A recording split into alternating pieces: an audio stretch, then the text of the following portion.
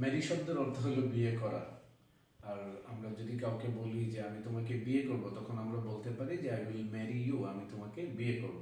কিন্তু আমরা যখন কাউকে বলবো যে আমি তোমাকে বিয়ে দেব, তখন আমরা কিভাবে শব্দগুলা মানে ইংরেজিটা বলবো, সেটা হলো তখন আমরা ম্যারির পরে অফ ও ডাবল এফ এই শব্দটা যুক্ত করে দিলে আমরা এটার অর্থ হয়ে যাবে বিয়ে দেওয়া।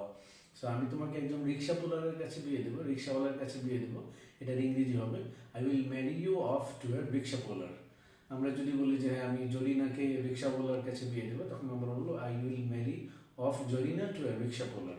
এখানে আপনারা একটু জিনিস খেয়াল করবেন যে যখন আমরা অফটা, যখন ম্যারির পরে প্রনাউন আসতেছে তখন আমরা অফটা প্রনাউনের পরে দিচ্ছি, আবার যখন প্রপার নাউন আসছে তখন আমরা প্রপার ম্যারির পরপরই অফটা দিয়ে তারপরে প্রপার নাউনটা দিয়ে এবং কার কাছে দিচ্ছি সেটার জন্য আমরা টু প্রিপোজিশন যুক্ত করে তারপরে ডেজিগনেটেড পার্সনটা উল্লেখ করতেছি। তাহলে এবার এখানে আমরা দুইটা বাক্যকে খেয়াল করব, সেটা হলো একটা হলো I will marry you off to a rickshaw puller, আর একটা হলো I will marry off Zarina to a rickshaw puller. So that's all.